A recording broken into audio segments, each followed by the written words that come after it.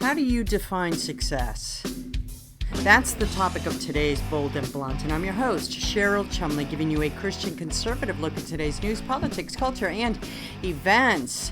It's a good question, right? Because in America, we are by and large conditioned to define success with money, bank accounts, 401ks, houses, cars, clothing, influence, power, all those things that are really more of the materialistic world and much less having to do with the things of God.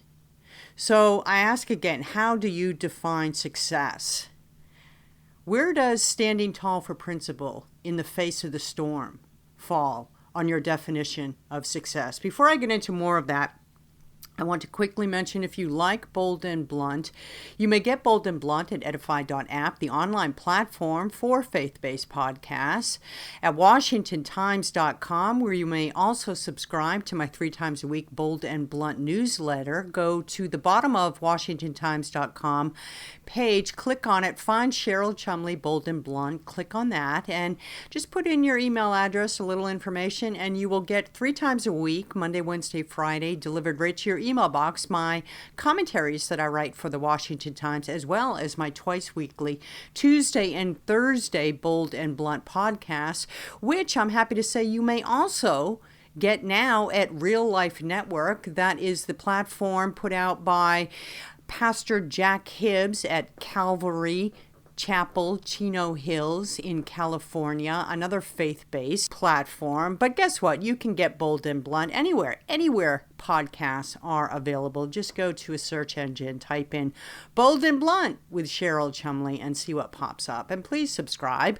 It shows that you support the Washington Times organization, because in this day and age, right, of media constantly putting out lies and deceptions and spins and untruths and elevating the liars and the spinners and the deceivers, you really want to show support for those news organizations that do the good work of journalism, that do the good work of putting out opinions that are not just a little different from what the leftists in the mainstream media put out, but that are actually fact-based. So go ahead and subscribe and check out some of the other offerings at Washington Times, which one of the newest products we have is called Higher Ground.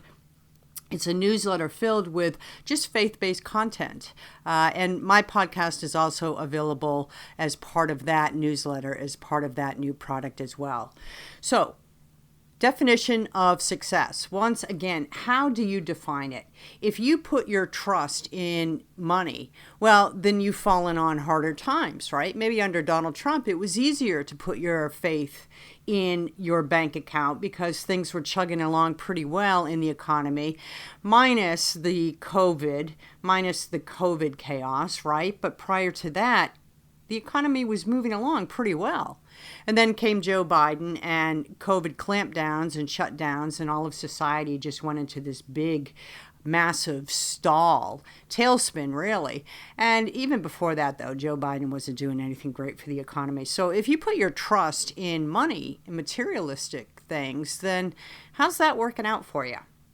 If you define success by how much purchasing power you have these days compared to past days, compared to coming future days, well, how is that working out for you?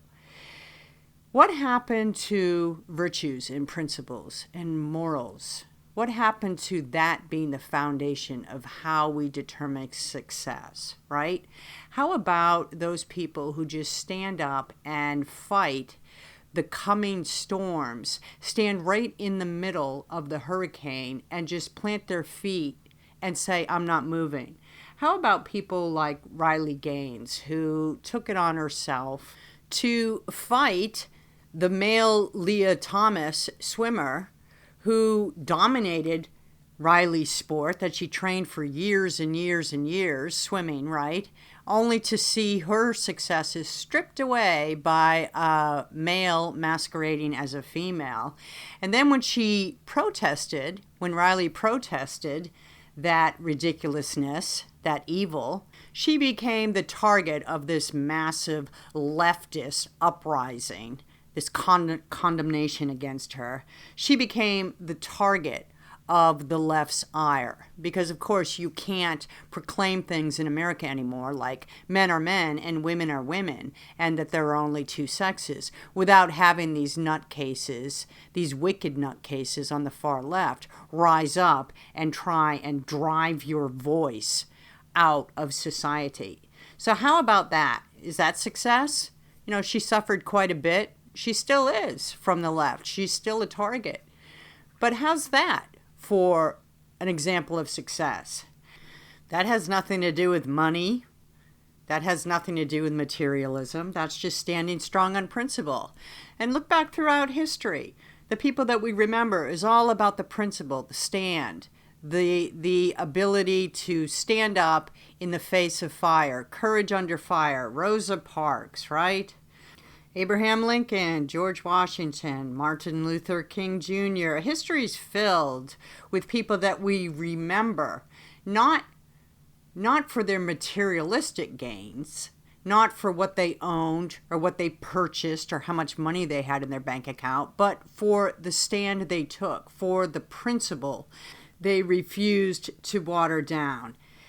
And I was just reading this interesting post on philosophynow.org, a nonprofit, titled Why You Shouldn't Be a Person of Principle. Why you should not be a person of principle.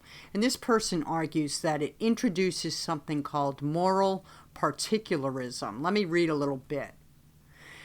Usually when someone is called a person of principle, it is meant as a compliment. For the most part, we take that phrase as applying to the ethical elite, those who lead highly moral lives and never, or at least rarely, fail to follow their moral principles.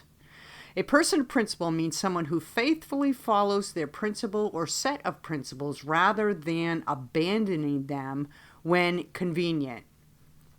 What's so negative about that? Why shouldn't you be a person of principle?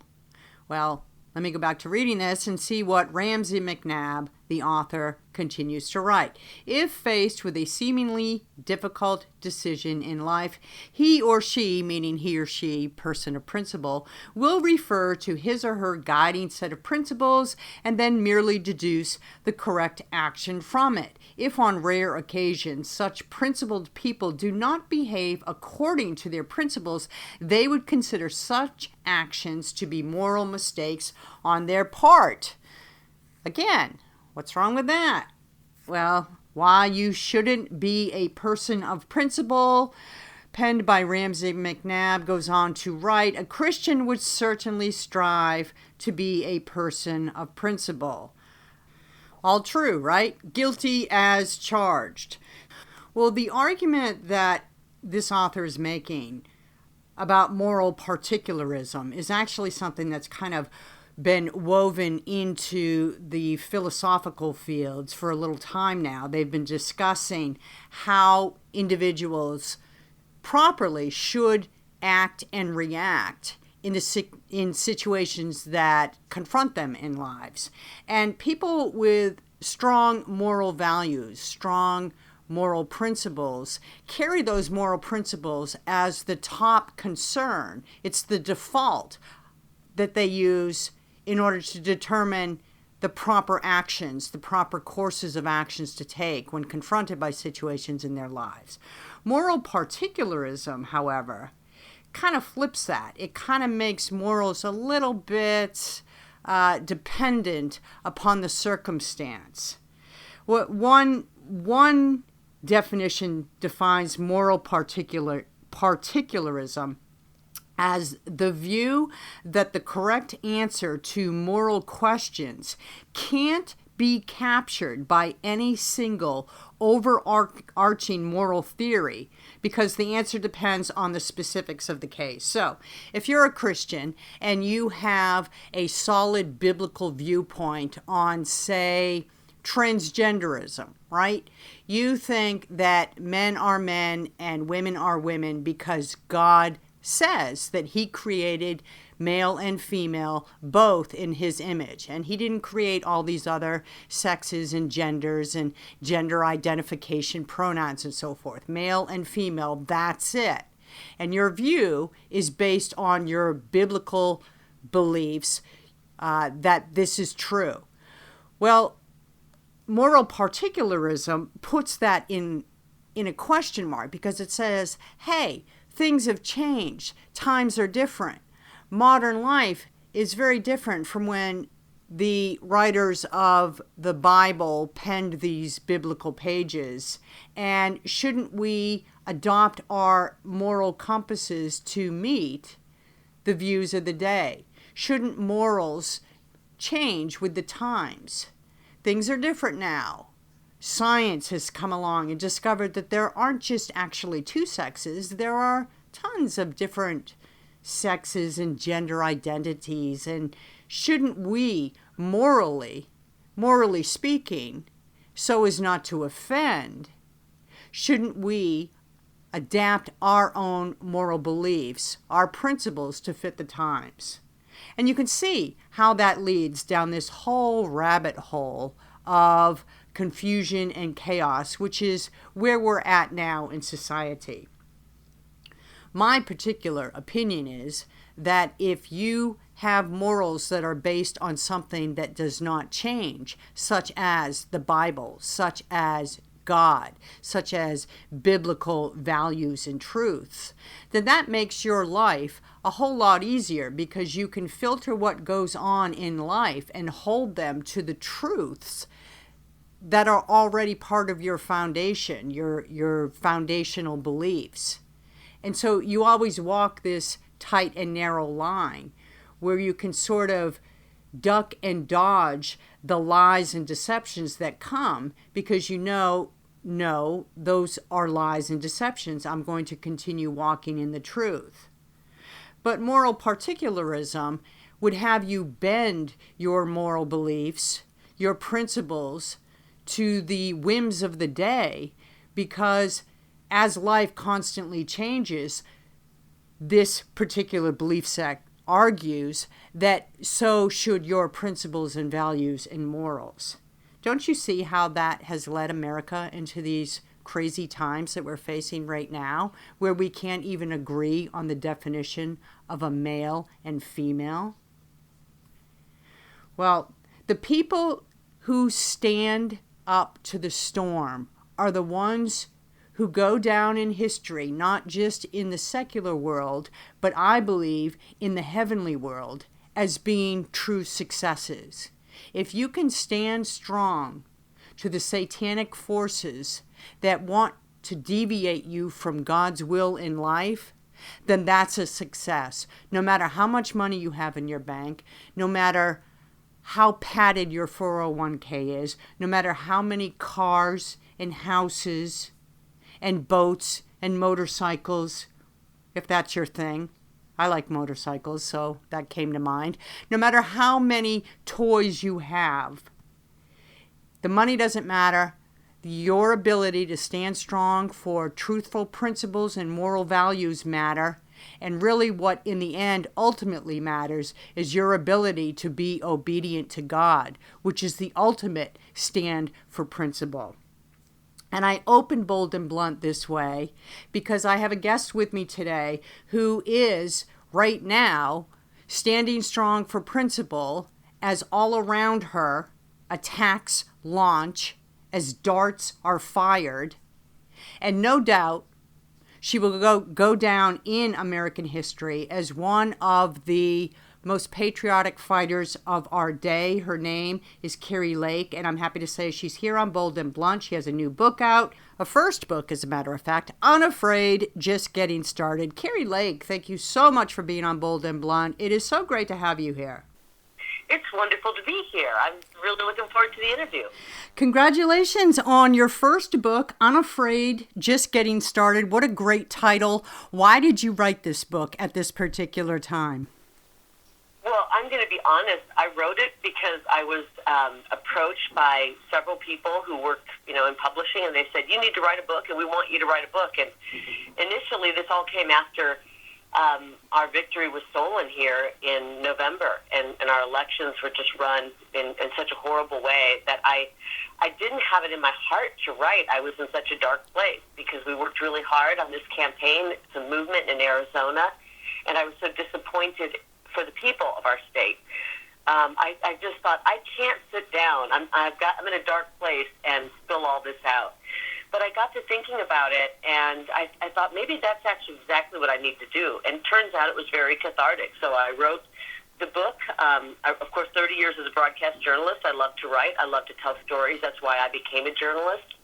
And I found it to be incredibly cathartic and almost therapeutic to kind of put everything out and tell my story. And I think the final product is really, really good. It's a page turner. It's not your typical political book or commentary book.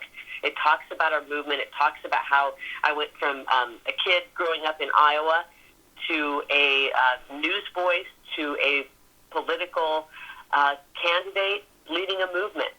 And I think the people will find it to be a page turner. Yeah, you have 8 brothers and sisters, I was reading. That's amazing. Where are you in that lineup?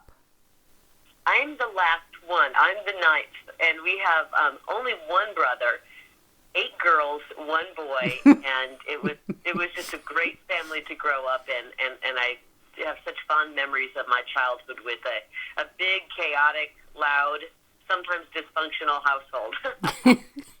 Well, let's talk about what always seems uppermost on people's minds when they hear your name, and that's the election, right? And the election results and the loss and the stolen election.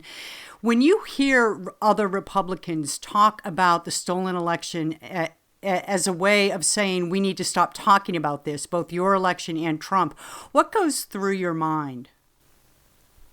I'm really starting to think that any Republican who says, let's move on from 2020, move on from 22, let's not talk about election reform or election corruption or election fraud, is part of this uniparty that has gotten us into the mess we're in. Why would a Republican, of all people, not want to restore faith in our elections? And it's, to me, a red flag. And I think as we're looking at some of these political candidates coming up, the ones who say, we don't want to talk about that. You know, Cheryl, I'm a mom. I know you are as well. If you've got a problem in your family, if you find out your teenagers, you know, using drugs or doing something dangerous or your marriage is on the rocks, you don't solve that problem by sticking your head in the sand and not talking about it. You address it.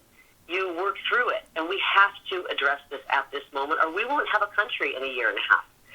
And so I think any Republican, any politician who says, no, our elections are fine, is either part of the problem or completely ignorant to what's going on. I agree with, especially with your analogy of the family to problems that you have to deal with them. I've also heard the argument from some on the conservative side of things, though, that say they know election fraud goes on, but they don't want to talk about it because they're afraid it might upset the delicate balance and perceptions, and then that would ultimately cripple our nation's republic. How do you respond to that argument? I think our nation's republic is already crippled right now. And so that's somebody who's saying, we like the status quo, we don't want to rock the boat. The boat has been rocked, we're on the Titanic, and we just hit the iceberg, and Joe Biden is at the wheel. And we have to right this ship or we're going down. They want to sit and rearrange the deck chairs and keep the music playing while the lifeboats are coming out. This is a disaster. We're in I think a national catastrophe, almost a national crisis right now because of our rigged, stolen, corrupt, and fraudulent elections. And so I'm willing to continue to call it out, not just talk about it. I'm following up with legal action because that seems to be what the other side understands. We're working on our appeal. We'll be appealing, and I want my case to go, if we need be, all the way to the U.S. Supreme Court. Because what happened on Election Day, not only in 2020, but in 2022 in Arizona, particularly Maricopa County, is criminal and fraudulent. And they trampled on the sacred vote of Arizonans. I mean, when you roll out machines that you know are not going to work into Republican areas, causing 4 and 5 and 6 hour lines, You intentionally print the wrong image on the ballot on Election Day, knowing the Republicans are showing up and the America First voters are showing up. And then the machines don't work, and we have 250,000 ballots being spit out. And our election officials called that a hiccup. Are you kidding me? I don't think anybody deep down in their heart is okay with that. And the sad thing, Cheryl, is I'd love to sit here and tell you that it was Democrats who did that, the Republicans, the kind of rhino Republicans, and don't want us talking about corruption in our elections because they happen to like corrupt elections. And I'm not okay with that because I have a child, I have 2 children. I want them to have a future. Our founding fathers died for this right. And I think we need to stand up right now and protect it and reform our elections so that all voters, whether they be the most liberal Democrat or the most conservative Republican or somewhere in between, know that when they show up on Election Day, their one legal vote counts, and it's worth a full vote, not being watered down by corrupt, fraudulent elections around this country. There are some, especially in the conservative side of things, who worry about the coming elections, and they wonder whether Democrats are going to try and steal elections in the future. And I just wonder if your continuing fight is enough to set Democrats on notice that they can't get away with the same things they have in previous elections. I think the Democrats are always going to do what they do. I mean, we know that they have access through their NGOs and nonprofits to voter rolls that conservative nonprofits don't have access to here in Arizona and probably around the country. We know for a fact that China has its tentacles in our elections, that these machines have components made by our adversaries. I'm fighting not to stop the Democrats. They're going to do what they do. I'm telling you, the corruption in Arizona is with many of the Republicans. This is a battle between we the people and a very corrupt uniparty that consists of, yes, some Democrats, but a whole bunch of Republicans who like the status quo, like the political machination as it is, and they really don't care about we the people. So this is a battle. They call it the uniparty, the swamp, whatever you want to call it. Unfortunately, there are people with R's behind their name who are involved in that. And we're seeing it in Fulton County, Georgia, with Raffensperger. We're seeing it here. We have major problems with our elections, and it's not just the Democrats who are destroying our faith in our elections. I'm interested because, as you said, you spent about 30 years in the media, and I've spent almost about the same amount of time, and I've seen great changes, firsthand experience in the media. What have you seen through the years that has really maybe shocked or outraged you about the changes in media? Well, I talk about that a lot in my book. As a matter of fact, there's many chapters on the media. One is called Flipping the Script on the Media, or on the Enemy of the People. I take people inside the fake news. I talk about how when I first came up in journalism, it truly was journalism. You tell both sides of the story. Maybe there's 3 sides. You keep your opinion out of it. Kind of just the facts, man, the who, what, where, when, why. And it's stopped. That has stopped existing at the time that I quit and walked away. I walked away during COVID because I was so disillusioned with where journalism had gone and become propaganda, and the big problem is that we've got 5 or 6 corporations who own pretty much all of the media. But a great thing has happened since I walked away. More and more independent journalists are sprouting up, and we need to support independent journalists. We need to follow journalists, not news stations or newspapers. We need to follow the actual journalist. And you say, I trust that journalist. I'm going to follow that journalist because I know that they're being straightforward and honest. And I think we're seeing more of that. I mean, I really believe that was the reason that people of Arizona asked me to run for office. When I walked away and told them in a video, I can't do this anymore. This is half-truths. I only want to be able to be honest with you, and I don't feel that the industry is allowing that anymore. And the people of Arizona said, we love you, we trust you. You've been in our homes for nearly 30 years. Would you please run for office? So good things have happened, even though we've gone full-blown propaganda in many aspects. We're starting to see a new breed of journalism, which is independent journalists podcasters, people who want to get the truth out. And that gives me great hope. So you see the big corporations as actually helping to destroy journalism. That's where things really went wrong, because then they're owned by the sponsors. They're owned by the people who are paying to keep the lights on at the TV station or the newspaper. And usually that is big pharma or the military-industrial complex. And it's typically not people whose greatest interest of Americans at heart. Yeah, what did you think when Tucker and Fox went their separate ways? I knew exactly what was up right away. Before I knew any of the facts, I said, I bet you that they are not really firing him, that they still have him under contract, and they're going to pay him to, as they say, sit on the beach, basically sit on the sidelines. And they do that, and I'm not privy to this contract. I'm speaking about corporate media in general. They do that. They'll just cut you in the contract and say, okay, we'll pay you, but you can't do anything. You can't go out and work. You can't go find another job, but we'll pay you for the duration of your contract. And I think we now know that's what's going on if you're hearing some of the details about this case. His voice was so powerful. It was so opposed to what perhaps the corporate people running the network are pushing right now, that they had to silence him. And his voice is really, frankly, too important to America to be silenced right now. We're in a very rocky time, in a chaotic, in a crisis time in our country, and we need that voice. And to silence it, I find that to be just, I don't want to say criminal, but it's really unfortunate.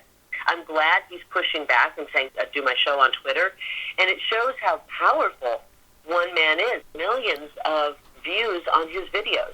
That's way more than any corporate news outlet would get in maybe a year. You look at the ratings of this corporate cable news, and they're going down the toilet right now. And so I'm thrilled that he's pushing back. His voice is important. He's saying basically what I was saying when I walked away. Money doesn't matter right now.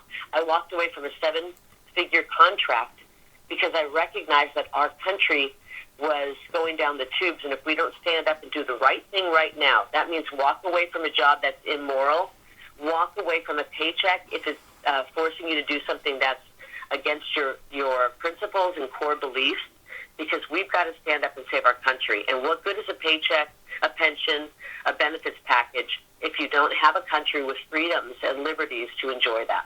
Yep, we need to be unafraid, just like you say in the title of your new book, Unafraid, Just Getting Started. I wonder how much you focus in this book on your family, because I'm interested in your growing formative years. Have you always been a conservative? Did you start out like many youth do, being more liberal-minded? Were there actual moments you can point to along your journey, your life journey, where you had sudden dramatic changes in perceptions and views? Yeah, I mean, the first chapter really kind of talks a lot about that. It's called the red pill generation. And if you know what a red pill is, a lot of people say, what was your red pill moment that kind of woke you up? It really comes from the movie The Matrix. But a lot of people now call a red pill is some bit of information that you consume or hear about that changes your perspective and changes it to be a conservative, or as I like to say in America First, conservative. And I kind of feel like I grew up in that generation. Growing up in the 70s and 80s, I was born in the summer of 1969, a pretty tumultuous time, and I grew up in the 70s, and then my formative years were in the 80s. And I became a Republican because President Reagan was the president of my youth, and I absolutely adored him, and he was my idol. And so when I turned 18, I became a Republican. He did something amazing that I think President Trump has tried to do as well. He brought this country, which was so broken after Jimmy Carter, under patriotism and love for our nation. And, you know, no matter what your differences are, we all took great pride in America. And I loved that. So I registered at 18, remained a Republican my whole life, except for a couple years when I changed my registration to both Democrat and Independent, because at that point I'd grown up, I'd been in the media, and I had two little kids, a year and a half apart on either hip, and I was watching as we were marching into another war and another war under so-called Republicans. And by the time my little babies are, 18 war's still going to be going on. And so John McCain was running versus Barack Obama, and I covered John McCain quite extensively, and I write about that in the book. And it was really sort of two evils. When you have two bad choices, it's really hard. So that's why I love President Trump, because he came down that escalator and he shook that uniparty to the core. He brought back a Republican Party that frankly was on life support after getting warmonger presidents who were beholden to the military-industrial complex.